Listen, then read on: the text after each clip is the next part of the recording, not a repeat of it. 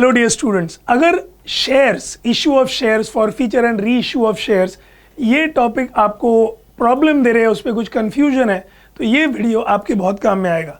आप चाहे 12th standard के स्टूडेंट हो कॉमर्स के, या आप कोई प्रोफेशनल स्टूडेंट हो जो CA वजह से कोर्सेज कर रहा है, इस वीडियो को ध्यान से देखिएगा और पसंद आए, काम का लगे, हेल्पफुल लगे तो ज़रूर शेयर कीजिएगा। ओके, तो यहाँ पर हमने 12th के बोर्ड के बुक का एक पार्ट लिया है जिसमें ये लास्ट प्रैक्टिकल प्रॉब्लम है, अनसॉल्व प्रॉब्लम। नीचे आंसर्स भी दिए हुए हैं, बट बहुत सारे 12th स्टैंडर्ड के स्टूडेंट्स कंफ्यूज होते हैं कि भाई ये अमाउंट्स आए कहाँ से। तो डोंट वरी, ये वीडियो आपको डेफिनेटली क्लियर कर देगा कि ये अमाउंट्स आए कैसे। तो pass journal entries for the forfeiture and re issue of shares in the following cases. इस क्वेश्चन में A, B और C तीन अलग अलग कहानियां हैं। दे आर 3 डिफरेंट स्टोरीज, एक का दूसरे से कोई लेना देना नहीं है। So right now let's focus on one. Asha limited forfeited 100 equity shares of ₹20 each. तो हमारे काम की इंफॉर्मेशन क्या क्या है? 100 शेयर्स फॉरफिट हुए। और क्यों फॉरफिट हुए? Why did they forfeit the shares? क्योंकि कुछ तो पेमेंट नहीं किया होगा। तो अनपेड अमाउंट क्या क्या है? For non payment of first call of ₹3 पर share and final call of ₹5 पर शेयर। माय डियर फ्रेंड्स, जब भी आप फॉरफीचर की एंट्री करते हो तो तीन चीजें, तीन अमाउंट्स काम की है, called up, unpaid, paid up. याद रखना है cup, CUP, C for called up, U for unpaid, P for paid up. तो कॉल्ड अप अमाउंट कितनी है वो हमको सबसे पहले समझना है। तो यहाँ बोला है 20 रुपये का शेयर है, फेस वैल्यू 20 है and it is fully called up. इसका मतलब कॉल्ड अप वैल्यू है 20 रुपीज, 20 रुपये। Okay, clear. And unpaid value 3 रुपया और 5, 8 रुपीज अनपेड है। तो 20 में से 8 रुपीज अनपेड है, मतलब पेड अप कितना है? 12। ओके, वो शेयर होल्डर जो है उसने 12 रुपये अब तक भरे हैं, बट उससे ये 3 और 5 8 रुपये नहीं पे किए, इसलिए हम उसके शेयर्स फॉरफिट कर रहे, छीन रहे, जब्त कर रहे। तो अब एंट्रीज देखो, सबसे पहला एंट्री यहाँ किस चीज़ का करना है? फॉरफीचर। उसके बाद दूसरा एंट्री होगा री इशू। ओके, और एक तीसरी एंट्री भी होगी जिसको मैं कहता हूँ एक पे एक फ्री। री इशू की एंट्री पे कैपिटल रिजर्व वाली एंट्री मुफ्त मुफ्त मुफ्त होती है। ओके, सो फॉरफिट हुए 100 शेयर्स 20 रुपीज के, 8 रुपीज अनपेड है और 12 रुपीज पेड अप है। Let's see how the entry will be. So मैं हेडिंग वगैरह सब देने में टाइम वेस्ट नहीं कर रहा हूँ। आपको पता है journal of so and so आपको ऊपर लिखना है। केस A लिख दिया, पहला entry as I said forfeiture का। हमेशा शेयर्स के क्वेश्चन में चेक करना होता है कि आप जो शेयर्स वाला एंट्री कर रहे हो उस पर इक्विटी या प्रेफरेंस मेंशन किया है क्या। तो यहाँ इक्विटी मेंशन किया है, that means we will have to record name as equity share capital. Okay, so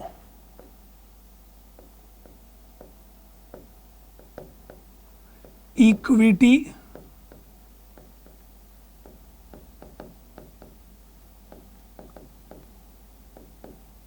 share capital account debited to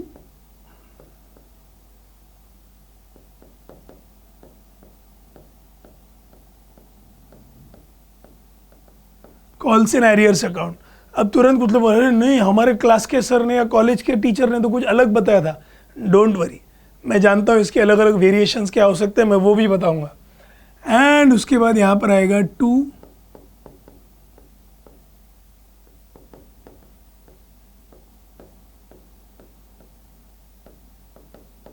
forfeited shares account, या इसे भी अलग नाम से जाना जाता है share forfeiture account. Everything is okay. Now as I said, please please be very very clear about this. यहाँ पर आपको ध्यान में रखना है कि आपका जो I am going to use the LF column. LF column में मैं आपके लिए कोई इंस्ट्रक्शन लिख रहा हूँ कि यहाँ पर कौन सी अमाउंट आएगी? C कॉल्ड अप, यहाँ पर U और यहाँ पर P। एग्जाम में आपको LF कॉलम में कुछ भी लिखना नहीं, माई बाप गड़बड़ मत करना। ये आपके समझने के लिए मैं लिख रहा हूँ कि शेयर कैपिटल कौन से अमाउंट से डेबिट होगा? C for called up. आपका कॉल्स इन एरियर्स कौन से अमाउंट से क्रेडिट होगा? कॉल्स इन एरियर्स क्रेडिट होगा with the amount U for unpaid and forfeited shares या share forfeiture P for paid up. ठीक है, तो हमने जैसे क्वेश्चन में देखा कितने शेयर्स यहाँ पर फॉरफिट हो रहे हैं? 100।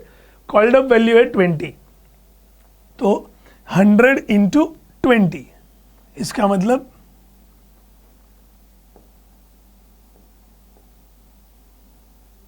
2000 बराबर। सो 100 इंटू 20 2000 रुपीज़ हो गया। तो मैं ये भी इधर लिख दूंगा। ये सब आपको एग्जाम में नहीं करना है, ये आपके लिए मैं लिख रहा हूं। देन कॉल्स इन एरियर्स, अब अनपेड अमाउंट कितना है भाई 3 and 5, इधर बोला है non payment of first call and final call, 3 रुपये और 5 रुपये, 8 रुपये अनपेड है। तो 8 रुपये 100 इंटू 8, तो यहाँ पर आपका 100 इंटू 8, इसका मतलब your amount is going to be 800। अब ये कॉल्स इन एरियर्स के जगह आप वो दोनों इंस्टॉलमेंट के नाम भी लिख सकते हैं जिसमें उसने एरियर्स किए। तो instead of the word calls in arrears we could have written first call 300 rupees and final call 500 rupees, 3 रुपये इंटू 100 एंड 5 इंटू 100। तो अगर किसी के कॉलेज टीचर ने या क्लासेस के टीचर ने वो नाम लिखने को बोला है, कॉल्स इन एरियर्स अकाउंट नहीं बोला है, no problem, this option is also allowed, that is also allowed. यहाँ पर आपका अभी बचा forfeited shares. Forfeited shares account में कौन सी अमाउंट जाने वाली है? Paid up. Paid up amount कितनी है भाई?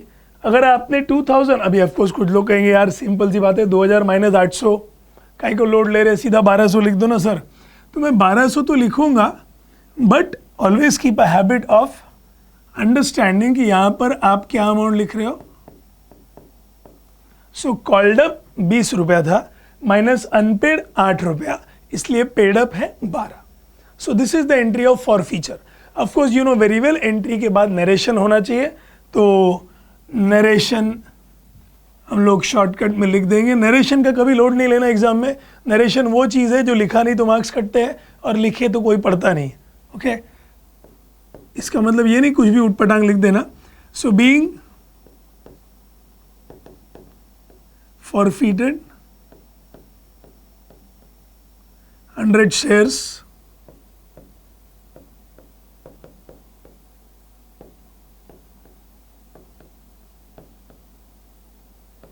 For non payment of calls.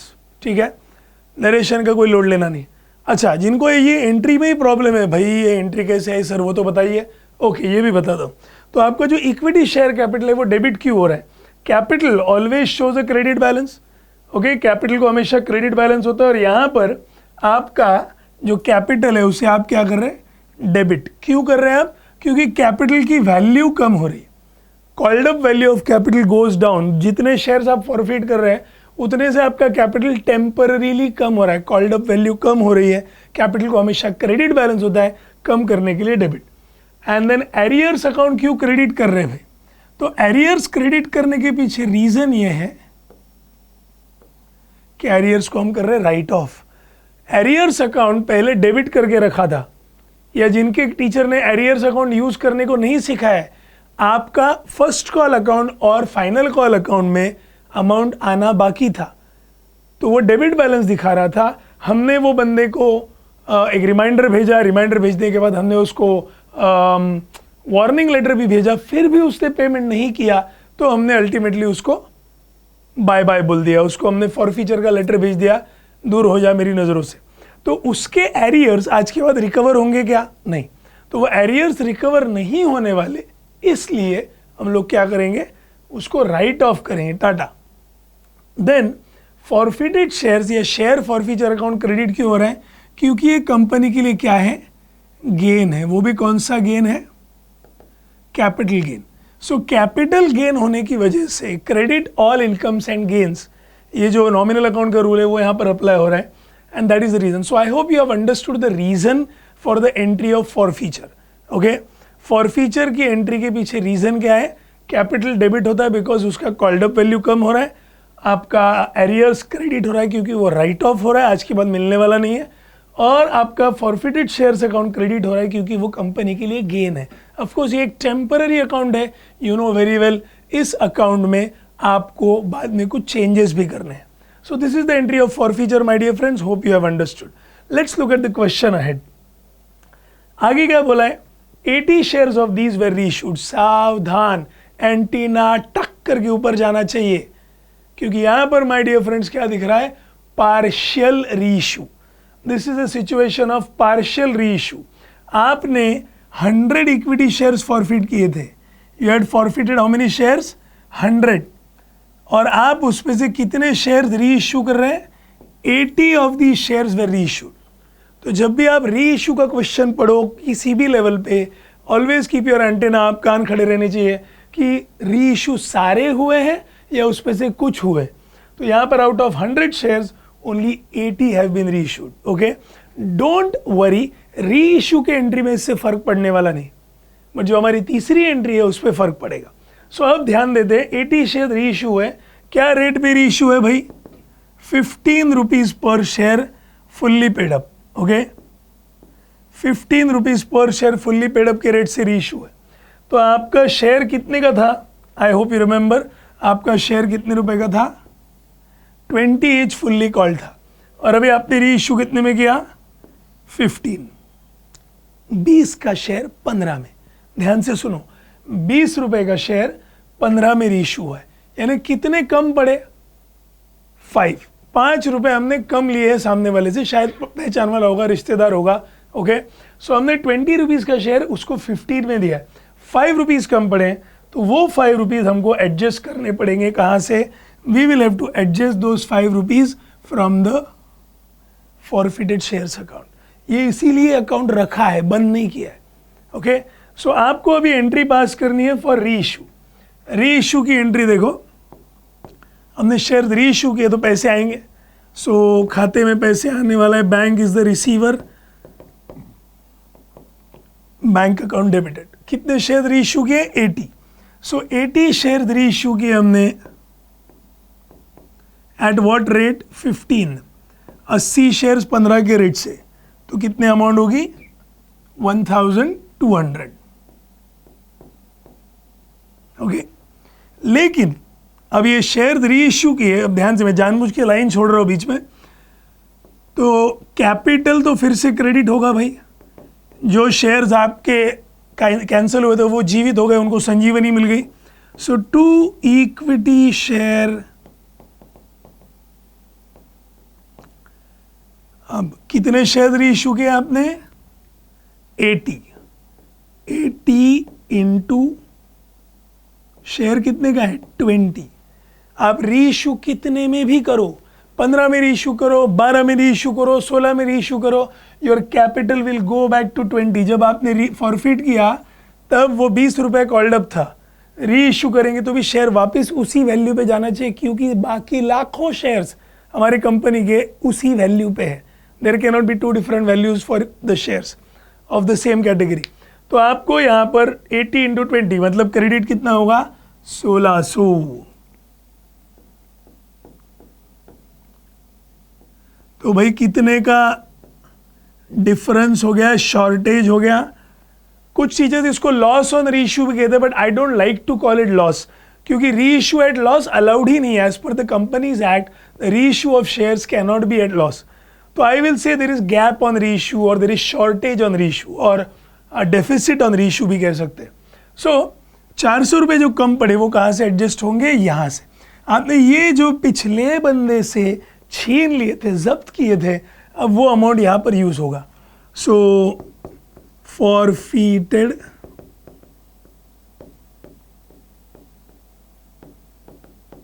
Shares account debited 400।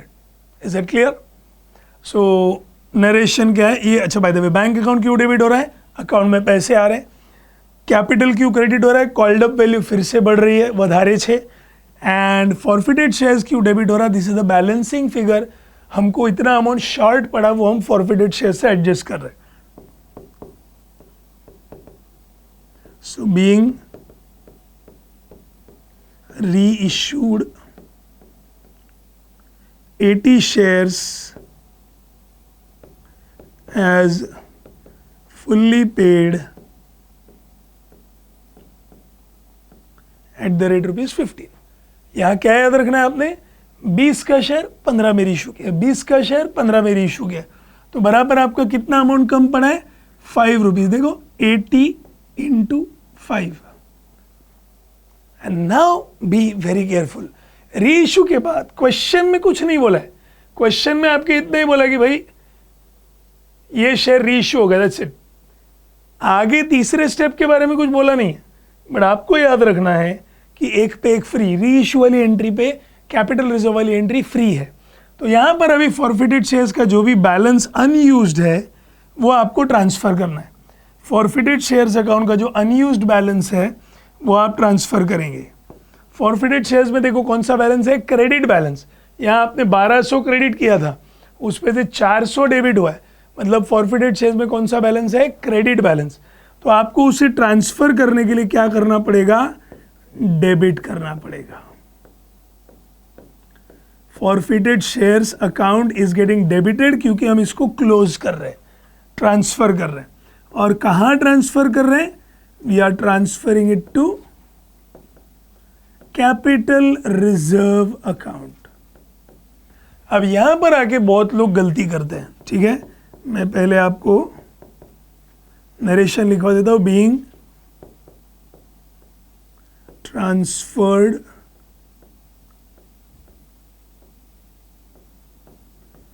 Unused balance लिख सकते हैं आप, और instead of unused balance you can use the word surplus, okay, transferred unused balance. अब यहाँ पर बहुत लोग गलती क्या करते हैं, 1200 में से 400 माइनस किया, 800 लिख दिया, गए आपके मार्क्स। और इसमें इस एंट्री को पार्शियल रीइश्यू वाले क्वेश्चन में, आई रिपीट, हम लोग जो भी सिचुएशन दिख रहे हैं, what is it called, we call it partial reissue. Partial reissue वाले क्वेश्चन में ये एंट्री को, अमाउंट को खास मार्क्स होंगे। सो आपको एक वर्किंग करना पड़ेगा, you can not transfer 800 year, 1200 minus 400, 800 बचे हैं, बराबर है। Your forfeited shares account has a balance of 800 rupees, 1200 minus 400, but you can not transfer 800। Why, because आपने री इशू किए सिर्फ कितने शेयर्स, 80। तो 80 शेयर्स से रिलेटेड जो अनयूज्ड अमाउंट है वही आपको ट्रांसफर करना है। आई रिपीट, 80 शेयर्स आपने रीइश्यू किया है, उनको रीइश्यू करके आपको जो प्रॉफिट हुआ है अनयूज्ड अमाउंट वो ट्रांसफर। कंफ्यूज्ड, नहीं समझा, डोंट वरी, एक वर्किंग नोट बना के समझा देते हैं, ठीक है। So I am going to use this page for working note. अब वर्किंग नोट प्रेजेंट करने के भी दो तरीके हैं, ठीक है। There are two ways of doing it, एक पर शेयर के बेसिस पे और एक लमसम बेसिस पे। तो I will show you both, ठीक है। जानना चाहोगे दोनों तरीके, ओके। तो एक तरीका है कि भाई आपने कितने शेयर्स फॉरफिट किए और उसके सामने फॉरफिटेड शेयर्स अकाउंट की अमाउंट कितनी है। तो अगर आपने शेयर्स यहां पर कितने फॉरफिट किए थे, 100, और फॉरफिटेड शेयर्स में आपकी अमाउंट कितनी गई थी, 1200, ठीक है। 100 शेयर्स के लिए 1200 रुपये। तो री इशू कितने हुए, 80। तो 80 शेयर्स के लिए कितना, तो अब यहां पर क्रॉस मल्टीप्लीकेशन होगा, ओके। थोड़ा सा सिंपल सा मैथ्स है। तो is equal to 80 into 1200 upon 100। तो ये जीरोस कट कर देते हैं, तो ये आ गया 12 इंटू 8, 96, 960 रुपये, ओके। सो 960 रुपीज़ ये 80 शेयर से जुड़ी हुई अमाउंट है। 100 शेयर्स फॉरफिट करते वक्त हमने कितना अमाउंट जब्त किया था, 1200। तो 80 शेयर से रिलेटेड कितना है, 960। नाउ सो ये 960 जो है related to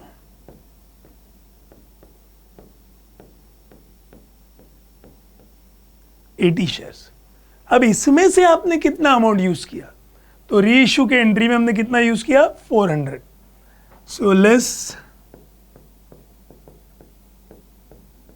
used on re issue 400।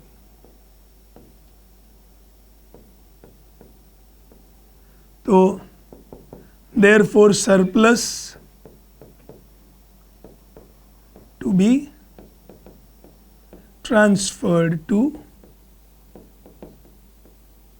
Capital reserve कितना आ रहा है 560। I hope this is clear. 960 में से 400, 1200 में से 400 यूज नहीं किए। 1200 वॉज रिलेटेड टू 100 शेयर्स। ये एक तरीका है वर्किंग करने का। और एक दूसरा भी तरीका है जो नॉर्मली आपको प्रोफेशनल एग्जाम्स करते वक्त आपको वो वाला तरीका यूज करना पड़ेगा। पर शेयर, ये मैंने लमसम पे किया, अब पर शेयर की बात करते हैं, ठीक है। सो अमाउंट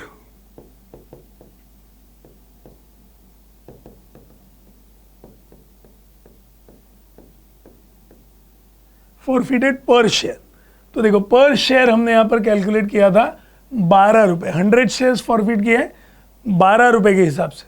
तो अमाउंट फॉरफिटेड पर शेयर 12 रुपीज है, जिसमें से हमने कितना यूज किया फॉरफिट री इशू के टाइम 5 रुपीज। देखो आपने 20 का शेयर 15 में दिया था तो 5 रुपए कम पड़े थे। सो आपने 12 रुपीज जो यहां पर जब्त किया था, फॉरफिट किया था, उसमें से आपने कितना अमाउंट यूज किया 5।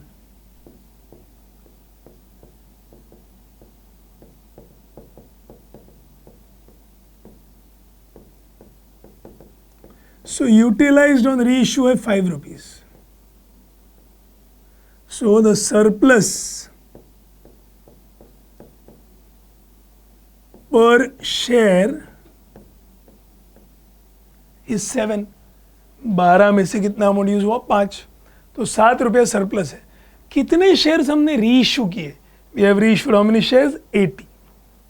सो उस अमाउंट से मल्टीप्लाई कर दो।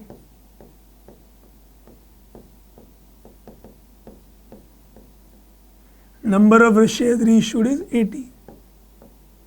तो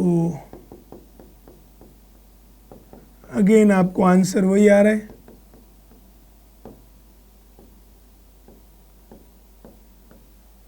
So either you go by this way or you go by the per share way. The answer is the same 560। तो हमारे तीसरे एंट्री की अमाउंट है 560। Okay, I hope this is clear. Partial री इशू, पार्शियल री issue का ये question और इसका सोल्यूशन आई होप आपको समझ में आया। नाउ आप अगर वापस ये क्वेश्चन देखोगे तो इसमें और भी 2 सिचुएशंस इसी तरीके के हैं।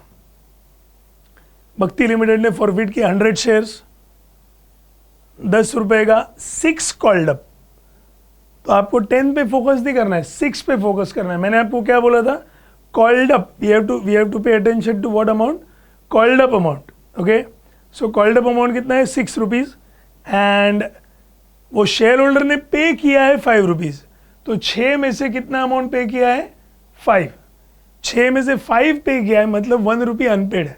सो whenever you are looking, आप सेम लॉजिक यूज करके, सेम नॉलेज यूज करके अब आप बाकी के दोनों केसेस ट्राई कीजिएगा। और हाँ, ये देखो मेरा जो आंसर है वो यहाँ पर मैच हो रहा है फर्स्ट केस का। नाउ यू नो ये अमाउंट कैसे आई। Okay, so I would suggest that आप ये बाकी दोनों ट्राई कीजिएगा। अगर आपको डाउट आएगा तो डेफिनेटली आप ये फर्स्ट वाले वीडियो को, मतलब फर्स्ट केस को देखकर आपका डाउट सॉल्व हो जाएगा। अदरवाइज और एक वीडियो बना देंगे, क्या कहते हो? आई hope you enjoyed this video, I hope you liked it and अगर आपको ये बेनिफिशियल लगा तो do share it with your friends and suggest them to follow Life at Sheet Is. Thank you so much. Bye bye. All the best.